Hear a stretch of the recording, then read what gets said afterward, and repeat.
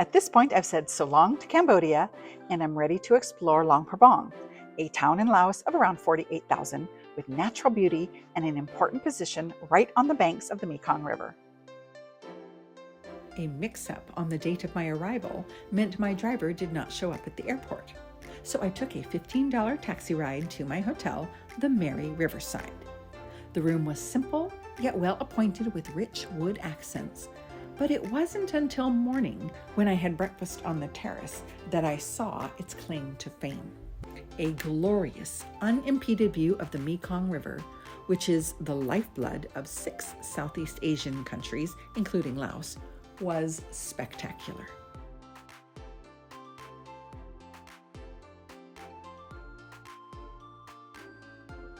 My driver, Kam, arrived promptly, and we set out to get to know Luang Prabang. The first stop was a hilltop climb to probably what would have been an excellent view had I made it to the top. But with 88% humidity, uneven steps, and no handrail, I only went halfway.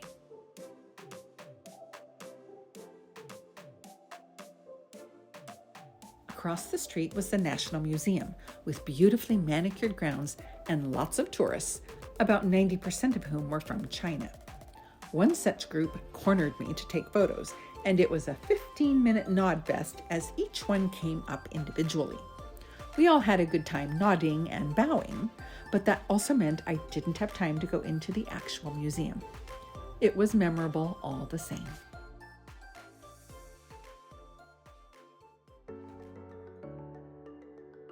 Laotians are known for their textiles, so a stop at a weaving center was essential.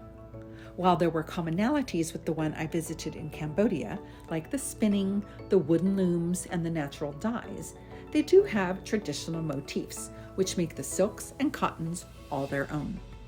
The gift shop emphasized their distinctive products, on which I found the patterns to be more complex. And given the hours of labor it takes to make the fabrics, the prices were reasonable, just more than I wanted to spend.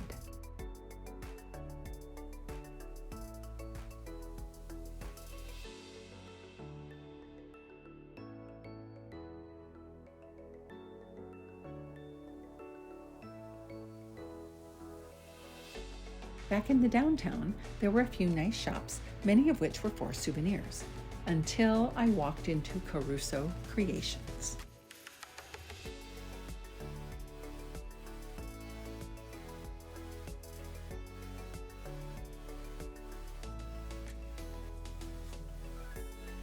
Black and white ebony is from Laos. The cover is Laos, so we made here at the downstairs. We have a 2 cover.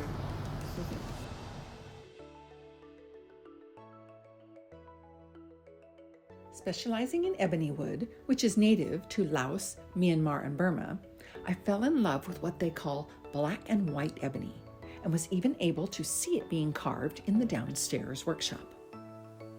This one is the black and white ebony. We have this one is the black and red, and we also have a black ebony.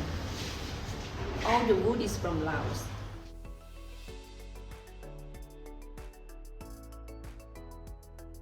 It was hard to pick just one because they were all so beautiful. But with a gift from my brother and sister-in-law in hand, I was ready to move on to the next stop.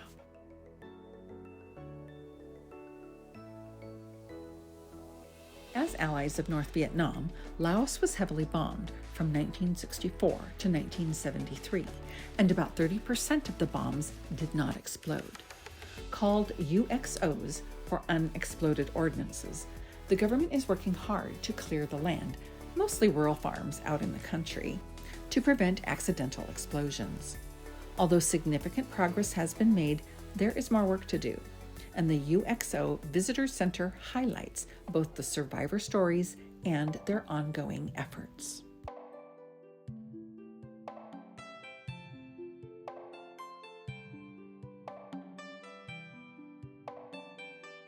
The following day, it was off to Kuang Si Falls, about a 50-minute drive on a rough road through the countryside filled with rice paddies.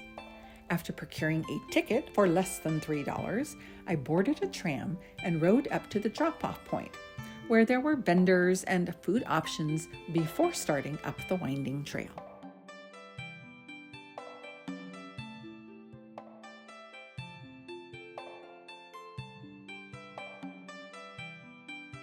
The waterfalls themselves were a highlight, with a blessedly shaded walk uphill through the forest, and then opening up to the crashing sounds of water on water. Interestingly, the water was sort of a mint green, which is caused by the limestone rocks. Following the falls down, there are mini falls and pools along the way, including a calm spot for the brave to go swimming. And before you ask, no, I did not take a dip. As a tourist draw, it was crowded, but not overly so, and not so much as to interfere with my enjoyment.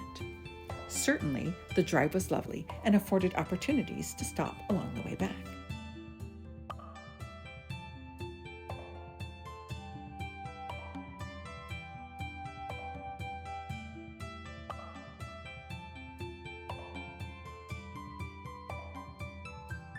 I've often wondered how little out-of-the-way family businesses along the side of the road can make a living. But we stopped out in the middle of nowhere to visit with a woman spinning cotton and buy a scarf, before walking across the road to a rice distillery. It was hot and steamy, even though it was open air, and no, despite a sweet offer, I wasn't even tempted to try a sample.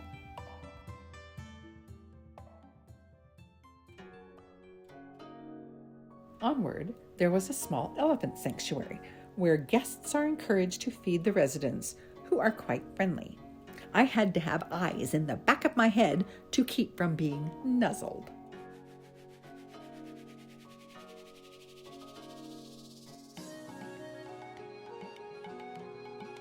The final visit was to a small village of Hmong people who migrated from China in the 19th century and are a 4,000-year-old ethnic group with a specific language and culture. My host at the tiny museum was knowledgeable and quite entertaining.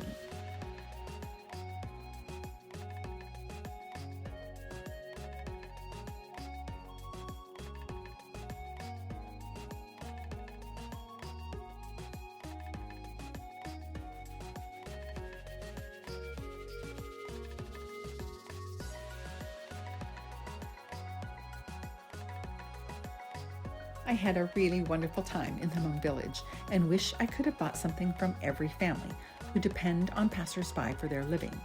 But I settled for giving tips to those who let me take photos and investing in their museum.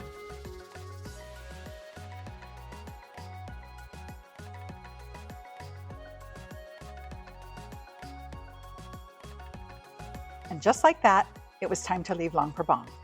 I felt satisfied that I had a good taste of Laotian life and bid a fond farewell. For part 3 of Ms. World Traveler Takes a Vacation, I'll show you how far Vietnam has come since the last time I visited in 1996. See you then.